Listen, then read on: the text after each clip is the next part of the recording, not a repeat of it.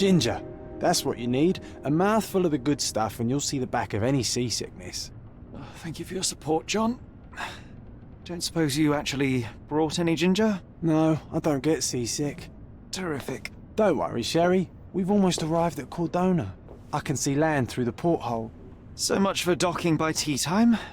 The captain seemed more interested in his maids than in his maps. Oh, is Sherlock grumpy? Cheer up. We're back where we grew up. It's exciting. What's changed? What's the same? Ugh. I'm starting to question whether the weeks-long journey was worth it. Travelling all this way, enduring this indignity simply to visit a grave. Even if it is my mother's. Ah, that's just Mycroft's nonsense, still rattling around in your head. Try to forget what he said. I have. I believe it was that this is a performative farce, a feeble excuse to avoid responsibilities, and that there was nothing to be gained from it. You needed to do this. Enough of the self-pity and doubt. So we're a little late. What of it? We'll retire to the hotel and visit her in the morning. It'll be worth it. Thank you, John. And if you want to notify the captain's wife of his indiscretions, I will not stand in your way. Ah, at last. I'm quite ready to get off this cursed boat. Come on. We'll go together.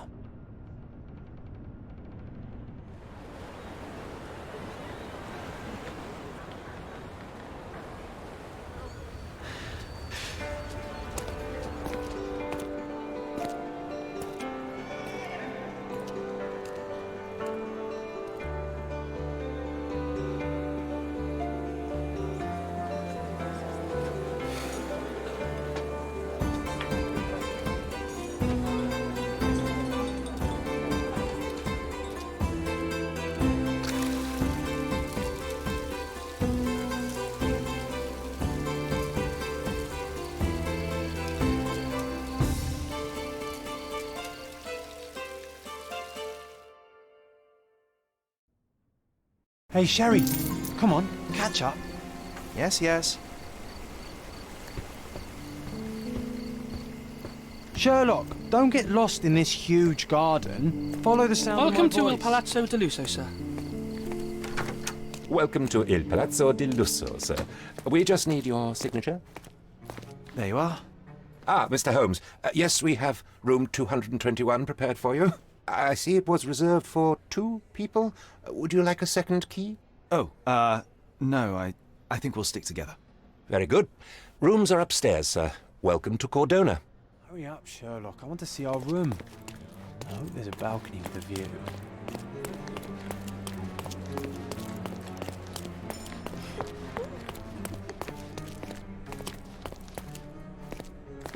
I apologize, sir, but your room is not yet ready. Perhaps, in the meantime, you would like to relax in the foyer? Tonight, the restaurant is offering a complimentary marlin ceviche to all our guests. Let's check what they have on offer.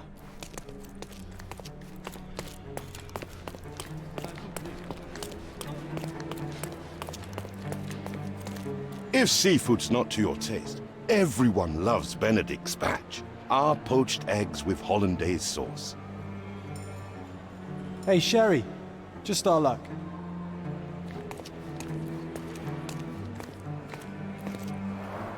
A medium. John, haven't we been through this already? Come on, it's not like we've got anything better to do.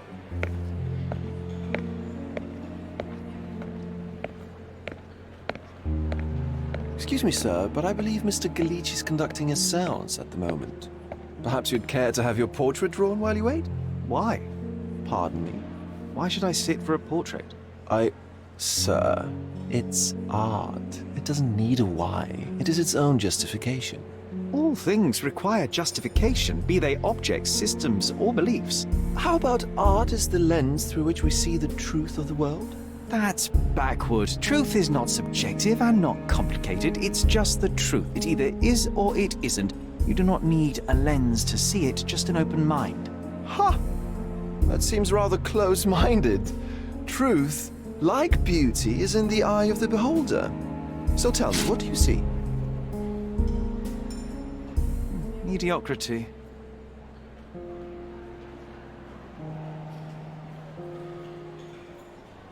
Come now, Sherry, what did he do to deserve that? The servant mentioned ceviche at the bar, Sherry. You should grab us some, and I'll find us a table. I'm starving.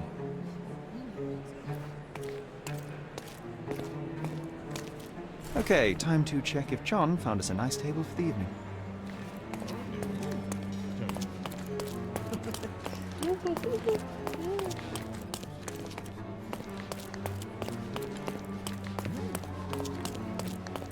Sherry, I'm over here with my new Ursine companion. Cordona's even quieter than I remembered. It's going to be a long evening. Ah, come now, Sherry. What say we amuse ourselves with a little game? What were you thinking? Oh, promise me it isn't nonsense. After being cooped up on that boat, I am itching for activity. No. As you can see, someone left a cane on our table. I simply thought you could identify its owner. Ah, so it is nonsense. It'll take me a minute, John, at most. Well then, you can deliver it to him as well. Deliver it to him? Then what are the staff here for? Aesthetics? Stubborn, Sherry, too stubborn. You wanted something to do. Slapping oneself in the face is also something to do. That doesn't make it worthwhile. But all right, let me take a look.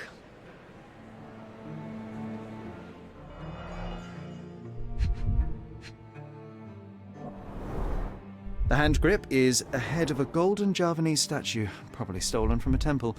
The dents suggest it has been used as a bludgeon. A crest depicting a bulb of garlic in a meadow, perhaps the Fielding family or Meadows, or Craven, from the Old English name meaning garlic place. The cane is made of ebony, it's worn uncared for, and bears the scars of numerous hits. This cane is an expensive and ostentatious weapon. Its owner must be vain, volatile, and of noble English blood. Take it with you, Sherry. Let's return it to its owner. All right, I hope you noted down your observations in your casebook. But how are you going to find this nobleman? The cane itself is not enough. I may have to ask other guests if they saw who was here.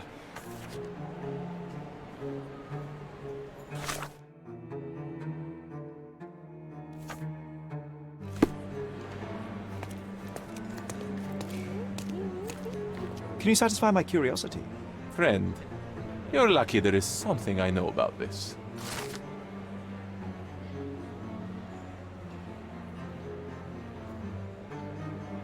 Well, even with your keen senses, Sherry, I doubt you'll find the cane's owner on your first try. And would you be confident enough to bet on it, my friend? Why not? Let's see how good you really are.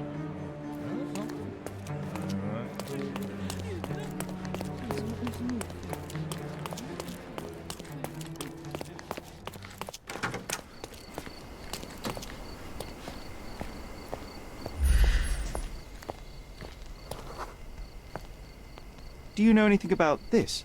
My dear fellow, you're talking to the right man.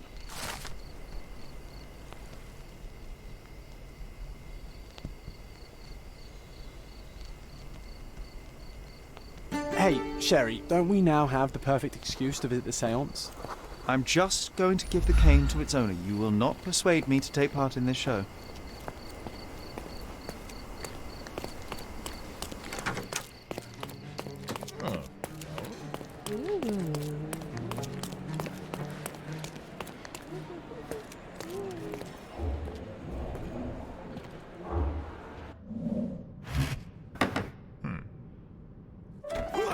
This hotel, this island, it's full of thieves. First my cane, now the diamond. Take your hands off me! Do you even know who I am?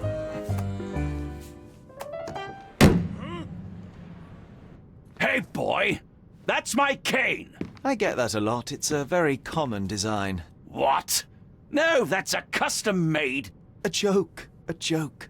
It was left at my table in the restaurant. I thought it deserved to be returned. Well, I'll be... It is rare to encounter a straight-fingered true penny these days. What a gentleman. But I must ask, how did you know I was the rightful owner?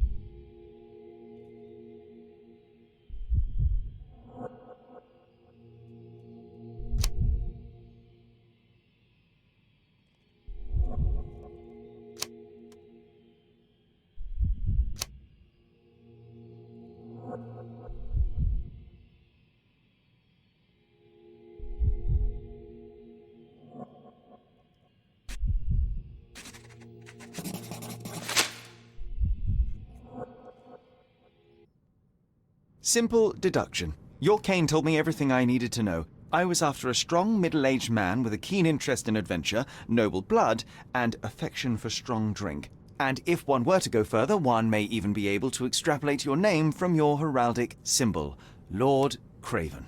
Marvelous. Simply marvelous. That's me, Lord Andrew Craven. You are the real medium. You hear that, Emma? Well, you found my cane. Perhaps you can locate my diamond, too. Yes, you should do it. It will be child's play for you, Mr. Holmes. And if a child can do it, then I'm sure the local police can suffice. The police? Why bother? I know this harlequin stole it. The only question is, where is it hidden? Fine. Give me my stick and I'll resolve the matter myself. This thief almost confessed after a single punch. I suspect a beating may result in answers of questionable veracity. Fine. I shall spare you and he the trouble if you first answer me this. You insist the medium robbed you during the séance. But what occurred exactly? It was a dirty trick. We were sitting here in the dark, chanting and holding hands as expected. Then something began to appear from the medium, like a cloud or a bubble. The swindler called it ectoplasm. Ah, yes. Common in the spiritualist trade, and quite the spectacle. Indeed, perhaps too much. My beloved Emma screamed in horror, and I stood to defend her, attacking that cursed ghost. How brave. But my hand hit nothing. The medium jumped away from me, and Emma fainted. I lit the candle, and the diamond was gone. How does a priceless diamond become the subject of a séance? It is an unusual accoutrement. Emma wished to speak with its former owners. My grandfather told us it belonged to a Rajah, an Indian king. So you were summoning long-dead Indian royalty, and, pray tell, you were expecting him to converse in English? To be frank, Mr. Holmes, I don't believe in ghosts. But Emma was fascinated by the idea of meeting a real king, even a dead one. Well, a crown is a crown. Can you describe the stone itself? A yellow diamond, not less than 100 carats, and perfectly egg-shaped. There is not another like it. Stay here, and don't touch anything. I'm going to investigate further. Don't fret, I'll be keeping a close eye on this thief.